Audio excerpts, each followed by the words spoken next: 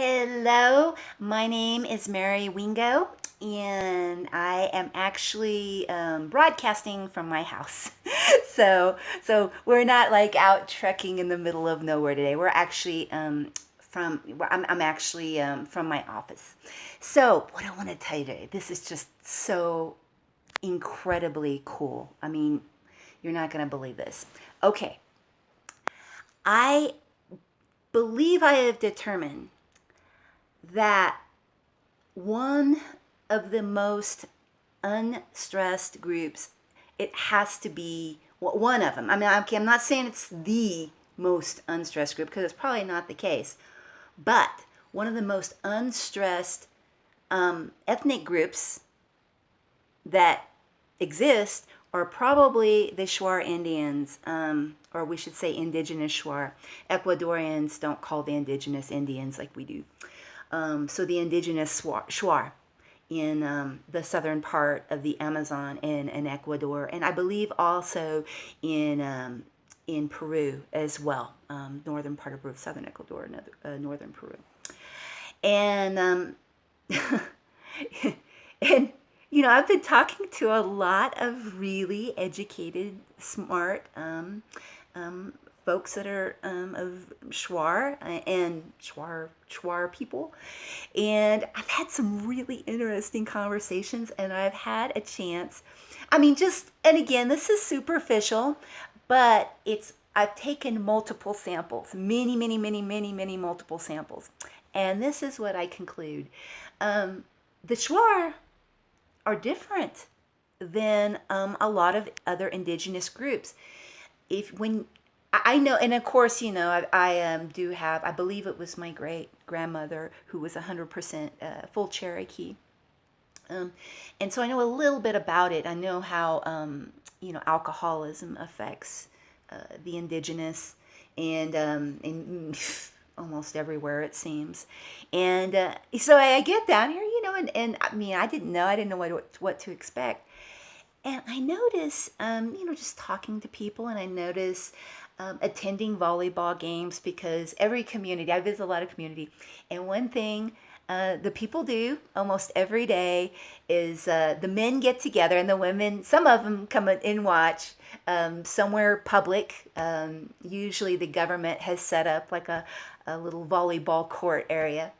And the guys and boys get together and they play volleyball for hours and hours. And, it's a good bromance, type of thing. And all Ecuadorians do it, including the Shaur. But usually, okay, when I attend these, and I do, there's usually nothing else to do in these small little towns. And so, except work and then, walk around nature. And then, okay, there's some action. Volleyball, let's watch volleyball. Well, one thing that's different, that's when usually all the other Ecuadorians, other than the Shaur, they're pulling out the brewskis or they're smoking and drinking brewskis with their with their friends, and or not even that, maybe some hard the hard like say fermented cane liquor stuff they have here, aguardiente, and the homemade hooch. I mean, they're usually doing that, and you're usually pretty trashed. And I mean, it's just a way, sort of a community thing. You can imagine in our culture if the guys got together every day, after work and played volleyball, it'd probably be the same thing. Knock back some brewskis. Not the Shaur. It's just they're into playing volleyball, and that's it. I mean, you don't see even food out there. Well, no, I'm okay. Yeah, you do. Yeah, you do see people eating. But so I started asking. I said, so, and then they're really healthy. I mean, I noticed a lot of the whole guys are like really strong, and the muscles on these people, and just very friendly. I rode way out, in these buses, these chicken buses, the type of buses that are really beat up. Maybe they don't have glass in the window, and they've got like a million of these signs posted on the front driver's glass, to all these esoteric destinations way out in the stakes. I mean, way out. I mean, like, like, remember the movie Deliverance? Or like where I lived in Arkansas, I lived way out when I was a kid. In Arkansas, the Ozarks, where the hillbillies were, well, kind of like that. Okay, way out. and way out in the boonies. Well, and I noticed over and over and over, I mean, hundreds of times, the solidarity. I mean, like, the men were always shaking hands. They get on the bus. Oh, hey, Jose, and shake his hand. And then, same with the kids, they would always, I'm like, wow, I didn't see this with like the other indigenous groups. I've ridden with many indigenous groups, and usually, they're pretty quiet. They're kind of like say Westerners or the other mestizos are usually very, very quiet. They might say hi or whatever, but there was active. I mean, it was an opportunity to socialize. So you don't have. It's not time for the volleyball game yet. So oh, you see your buddy on the bus, and you're just, little chatterboxes. And I'm like, wow, look at the solidarity. And so I'm asking around, and I'm like, well, I find I don't really see, especially the guys or well the girls either, drinking. I mean, like, I go to these heavy Shaur towns in very protected places, and there's really, I can't find an open bar. Not like I'm going to, but I'm just, okay, what's open? There's really not a lot open. And I just don't see any public drinking, and, you see that everywhere else, you know. And they're like, no, alcoholism. I mean, there's there's this fermented, and you'll see if you go to my Facebook, you see the pictures of this fermented chichas, this fermented yucca root that they drink. And, it's kind of like beer, but even then, a lot of them don't. It's not a. They're just not alcoholics. I mean, I was like, what's the alcohol problem? There's just not a big. I was told directly by like 4 different people, like leaders of communities, people, people who've worked in local governments or, who were part of outreach. They were actually they're actually indigenous, but they sort of crossed over into the Western world and went to university, and, they're working in some social aspect regarding their communities. And no. And I'm like, wow. It's like, wow. And so I started thinking about it, and I started reading up on history. And okay, so around more than 500 years ago, okay, they're probably one of the few groups that I know of. I'm no historian, but during colonialization, whether it was the Spaniards or the British or whatever, very few indigenous groups anywhere kind of made it out unscathed, right? I'm sure, like if you go to India, where it was part of the British Empire, I'm sure you get out in the sticks, you're going to see, there are, a lot of indigenous rural, as in the country sorts. But this group was able to fight off colonialism 500 years ago. So their identity wasn't broken. And so like, how did they do that? Well, apparently they were just the most skilled, fierce, strategic warriors. Apparently before colonialism, they didn't pick fights with they didn't pick fights with neighboring, tribes or anything. They were pretty peaceful. But somehow during the colonial period, they, developed state-of-the-art techniques, that they were able to fight off, and keep their identity. This is what I think. And they were able to keep their identity. And indeed, you go visit these communities, and you don't dare call them poor. Now, you have to understand, here in Ecuador, and this isn't really that expensive. Don't let anybody really tell you that it's really that expensive. But Ecuador's got a pretty good social safety net, okay? And when I mean that, I'm not talking like cash payments, but like, for instance, they've got very good, cheap transportation. So you don't have to have a car. I don't have a car, thank God. I love not having a car. But it's really, really good transportation. It's not crummy or anything. It's good. And so you also have subsidized energy, like subsidized gas if you do need it, subsidized propane. That might be going away soon. It's like $2.50 for, I think, what's the big, I think a 30, is it 20 or 30 gallons? The ones that you see on RV homes and trailer houses. Yeah. It's 250. I think in the U.S. it's like 20 plus bucks. And free university, very low property taxes, da da da stuff. And also free healthcare. I mean, they got free clinics. You don't even need a government ID. I mean, you could be totally illegal. They wouldn't ask that. So it's really cool. And so they have this basic stuff covered. Okay, and so beyond that, so you have a lot of these communities, the government, even a lot of these communities, I mean, way out, like you could only access them by airplane or river. Well, the government, with a lot of these, were able to bring electricity and pumped water, like water, where they could get out of a faucet. And which, I mean, if you see the Amazon and where it comes off the Andes, so you have some really big hills, I mean, really big mountains covered with Amazon, you can imagine what a feat that is. I mean, the engineering, but a lot of these communities got the basic stuff. So the stuff that make poor people poor, okay, the stress of inequality and poor, they don't have, okay.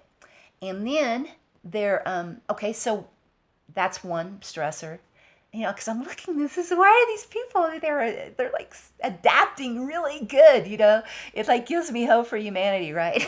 It's not like the rest of us. So another is,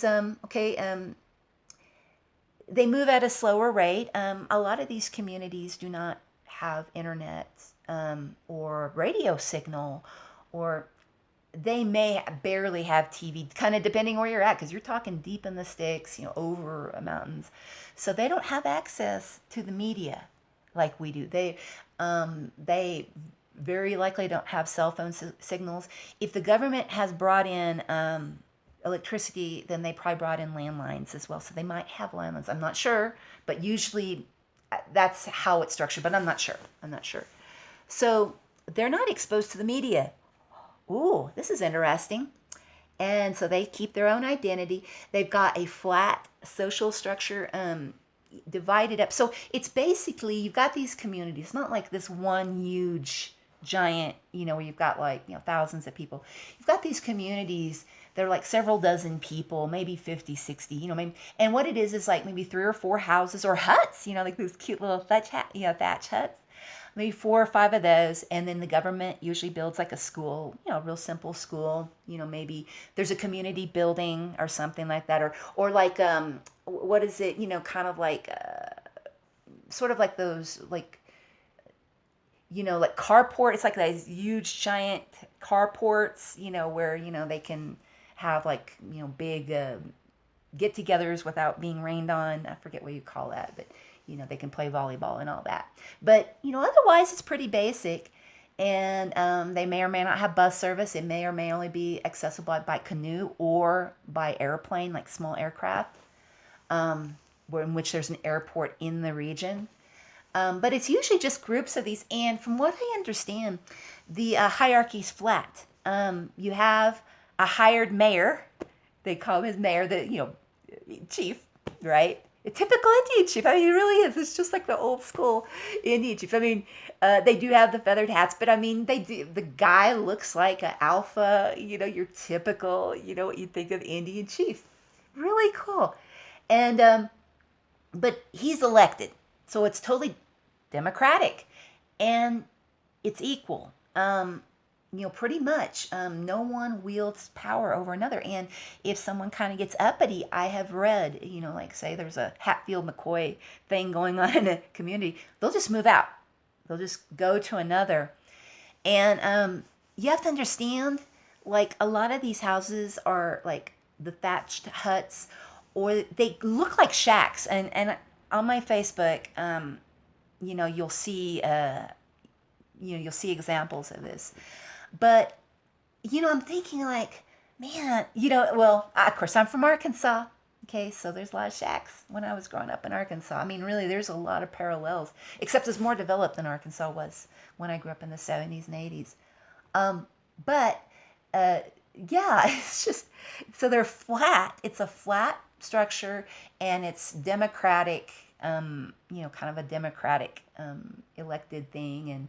And from what I understand, like say somebody goes out and, becomes a teacher, they move out of the community. It's not a reservation, but they move out of the community, and they become a teacher, come back or whatever. From what I understand, they it if you start getting uppity, it's not well received by your elders. So you don't,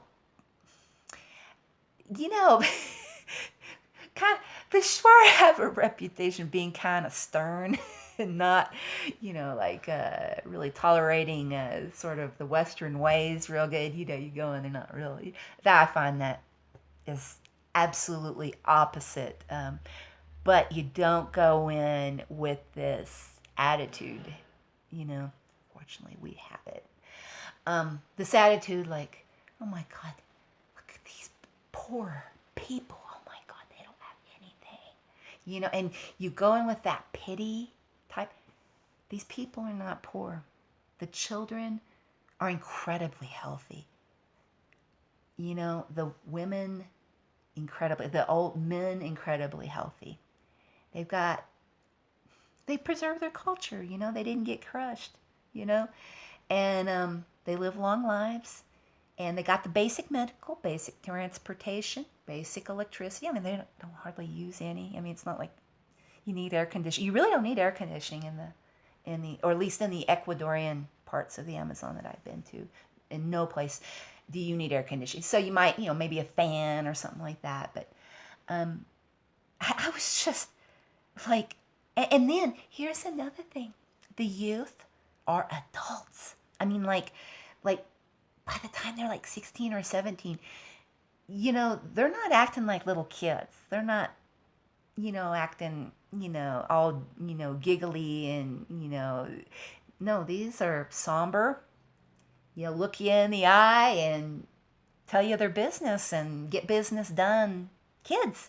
I mean, it's not like, they're worked to death. I mean, they work hard, but no, I mean, what it is they've got a flat structure. They're not exposed to media.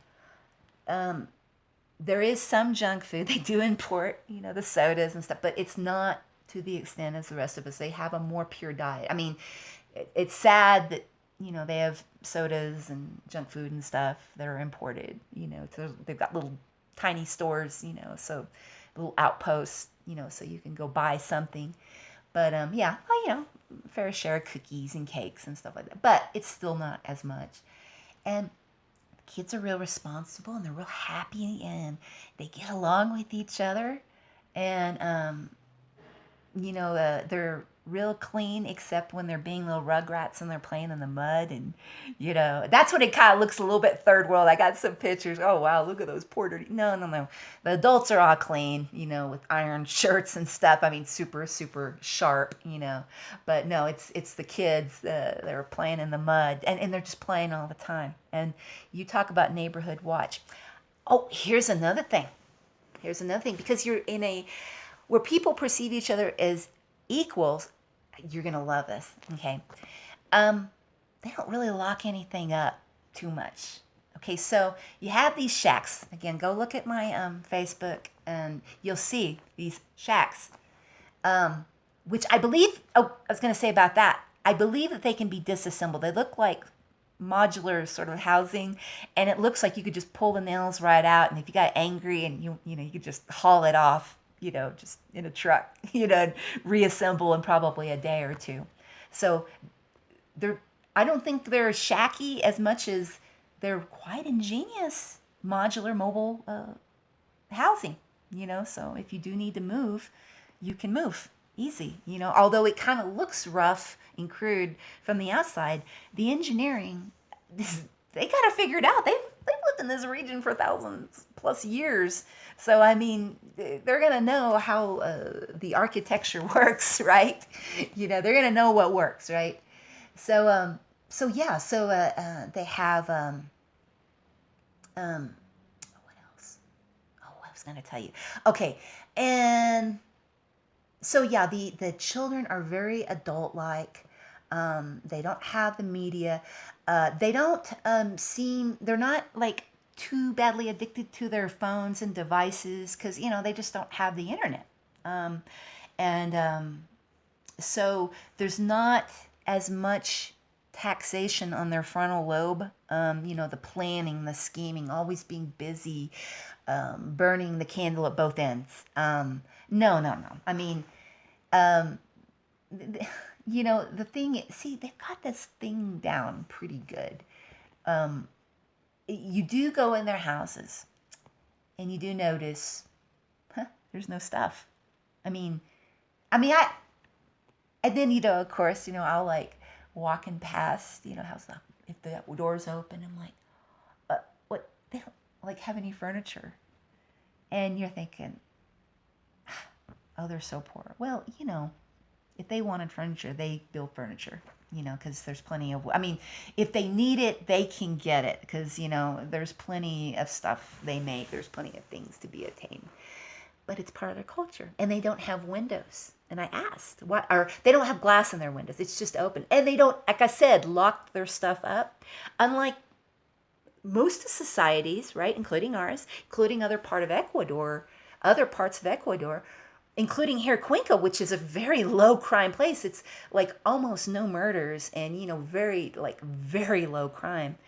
But yet everybody just locks everything, 1,000 locks. You've got a big door, lock it, a gate in front of your door, lock that. You got your car, all alarmed up, and stuff like that. Even though there's really, yeah, you do have your occasional pickpocket or whatever, but there's no, it's not like epidemic like in many other places. So it's kind of like overkill, in my opinion. But you go out, I'm like noticing there's no bars on the windows. There's no, it's like the U.S. Well, it's kind of like Arkansas was, in the 70s. Just, you have. Okay, so as I was saying just a minute ago, as you go through the very extensive Shaur territory, you realize like the lack of security that is needed. People aren't worried about break-ins, even like way, way, way deep in the country in the Amazon, where somebody could easily break in. So it's very, very interesting. It's very interesting. So you have a lot of security. I guess homeowners or neighborhood watch. You got like kind of a neighborhood watch thing, and that decreases stress. And a lot of, like I told you, a lot of these little shack houses don't even have glass in their windows. And well, I asked a mestizo, and they're like, "Well, it's because they're too poor." And I said, "Well, how about the other poor people in Ecuador that have windows in their or have the glass in their windows?" And so I find out from an actual Shaur, why is that? And it's like, well, to let the air in because they don't have that. Believe it or not, that this is shocking.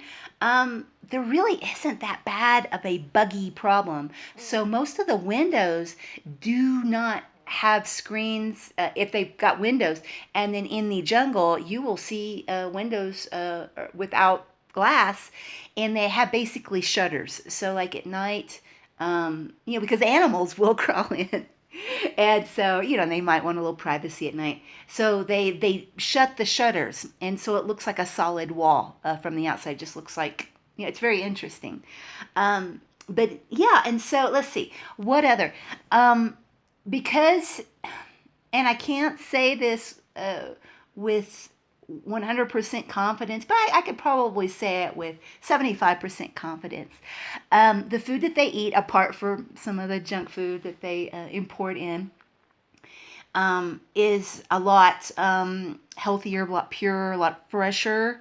So we don't have the chemical stress. I guess what I'm getting at is because compared to, like, say, our modernized cultures, which a lot of us, understand that our environment has totally been kind of twisted and contorted. And we've lost a lot of the microorganisms that exist, especially in our gut, but in our orifices and on our skin, which serve as extensions of us. These commensal biota, they allow various body functions, like synthesis of vitamins and regulation of the endocrine immune systems, wound healing, all that, believe it or not, bugs are in our gut, mainly in our gut, but all over our body are responsible for that. And that has gotten depleted. And, you want to know why? There is an epidemic of autoimmune diseases, especially gut diseases. They ain't hardly no gut diseases here in Ecuador. And the Shaur, where they do live very close with nature, and they don't have the media.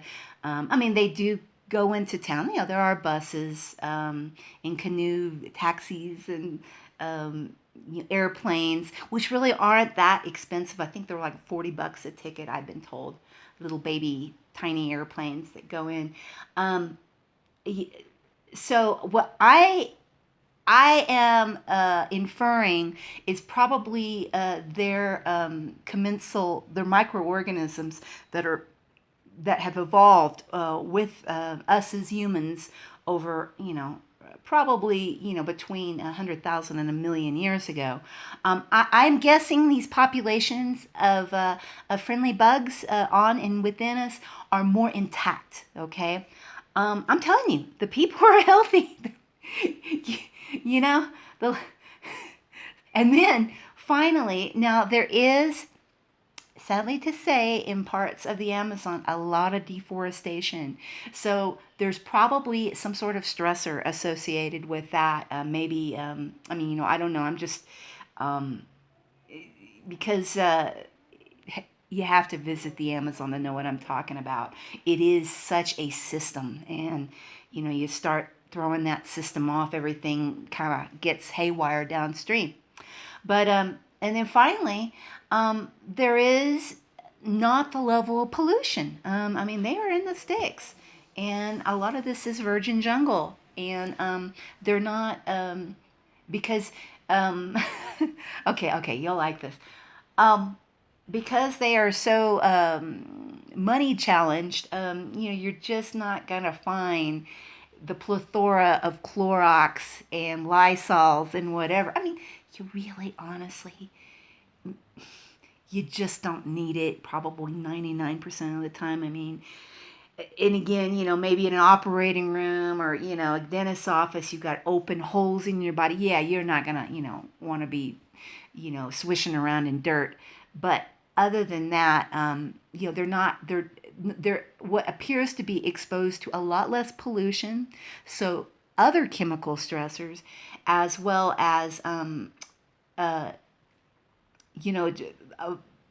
less just household chemical use. In fact, I didn't see hardly anything. I'm sure they have some, but you have to understand. See, this goes into another segue. The thing about the Amazon, this is so cool, is that basically there are plants there to replace a lot of the consumer products. A good example of this, you're going to love this. It's called sangre de drago. It's called dragon's blood, and you can get it off of Amazon. And basically, what it is, and it's awesome. It's really not that expensive. I'd say get yourself a bottle and just keep it in your bathroom. Keep it in like the in your keep it in storage in your bathroom or in your first aid kit, because you can replace basically your cortisone cream and your antibiotic, that triple sec antibiotic cream that we slather when we get some type of wound, including, and also, you could probably get rid of various stuff that you put on your teeth when they hurt, when they have infections. Lidocaine, you could probably get rid, I'm sorry, I'm speaking Spanish, more or less. Sorry about that, my brain, because I speak Spanish all day. And so you can take, this sangre de drago, I'm talking some major wounds. Like, I had a friend that almost cut off his finger in a factory. And, his finger was looking kind of gunky, it just, And I'm like, you might lose that thing. So it's like I gave him like a little bottle of Sangre de Drago I'd gotten at the market for like $1. And I said, keep that thing covered all the time, with Sangre de Drago, dragon's blood. And sure enough, um, the kind of nasty, icky, like your finger fall off, gangrene type yucky, um, staph infection looking like stuff that was sort of setting in, disappeared 2 or 3 days. I mean, and this is a major injury. I mean, this is major nerve damage. But also, you can use Sangre de Drago if you've got abscesses. I understand that if you've got loose teeth, if you pack it in, kind of do like a pack, or open sores surgery, whatever. It heals it. I mean, I'm telling you, it heals it. Skin issues, and there's also been just I just love the Amazon. There's also been many studies where Sangre de Drago it's a very bitter taste, which a lot of medicines are bitter, but you can use it to control, like for instance, blood sugar. Diabetics. It doesn't allow absorption of certain fats and carbohydrates. So you can use it for that. Oh, what else? Gastritis. Again, you've got an irritated lining, or if you've got like Crohn's disease or anything, celiac problems with celiac, like I do. Oh my gosh. Or if you've just got really bad diarrhea, inflammation of your gut. Well, they have in the jungle. Now I've seen this at the markets, and the you have these little vendors. It's like your typical farmers market, except they're like shaman and jungle medicine supplies. It's great. You just to see it to believe it. And so anyway, they've got this stuff. It's like a kefir. It's a fermented. It's got probiotics. I guess that's what I'm saying. It's like a probiotic, and then they add a few drops of the Sangre de Drago, which is red, bright like brick red, and it turns it pink. And this is what they give people who just have severe gut issues, and it cures it. And there's been a number of studies done. You can look it up. You can go to a Medline, which is the National Institutes of Health, and you can type in Sangre de Drago or Dragon's Blood. And there's been a number of interesting studies. So that's just one example. I mean, there's like this type of grape. Now, I don't know. I'm assuming this is in the Amazon, but it's in another part of the jungle near the ocean that I went to, more in the central part of Ecuador. But it's like a white kind of albino grape, little baby thing, and you squish it, and the kids use it for glue. It's a non-toxic kind of pasty glue. You can use it for crafts, and you can also use it to style your hair. It's kind of a sticky. It's like a gel, and it's totally toxin free. So there is a lot of replacements for direct like cleaning, beauty, hygiene products in the jungle. It's just so cool. I mean, seriously, it is like it's just really cool. So they're not exposed to the contamination and pollution that us in the modern world are. So I'm going to go out, and I'm going to go on a limb, and I am going to propose that the Shaur have done a good job with controlling stress throughout their history. Okay, and maintaining cohesion, limiting chemical stressors, having equal more. Remember, one of the major stressors, especially for men, is living in an unequal society. Does that sound familiar?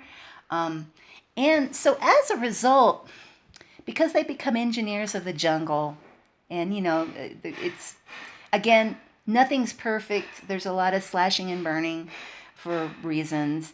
But overall, compared to like the rest of us, I would say they're up there, like probably, the few groups that are left that actually have successful adaptation and control of their stress response. And it's because of the reasons that I have just gone over. This is extremely interesting. And it is. The Shaur folks are just great, great, great people, and um, they're really smart. Again, these are fierce warriors. Oh, these are the people that the headhunters, that cut your head and shrink them. The missionaries said, when the missionaries came about 100 years ago, they're like, don't do that. That's not Christian. So they don't do that anymore. But they were fierce. They were fierce. They didn't take BS. So what we're looking at clan affiliation. Oh, here's another thing. Here's another thing. Oh boy, you're going to get a good education today.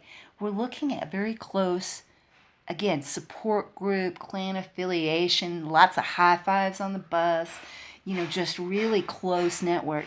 So what this tells me, the affiliation, they've got very high what we call oxytocin, that bonding love hormone.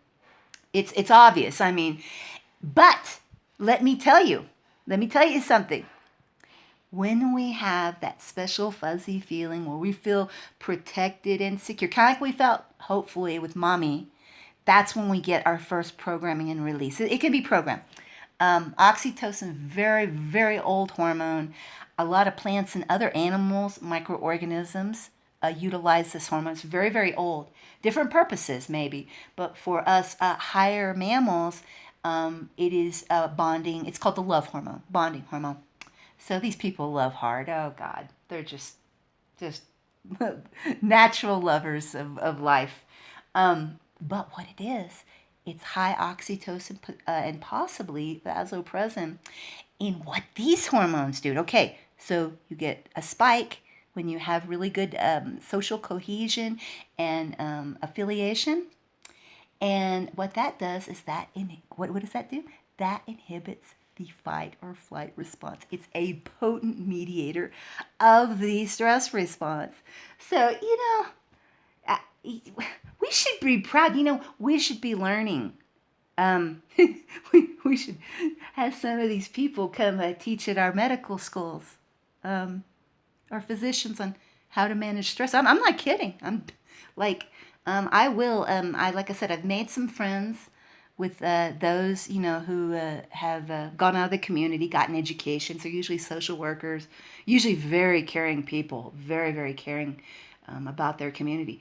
And I have been invited to ask questions and explore deeply this subject. They're very interested. They're like, what? And I'm like, yeah, man.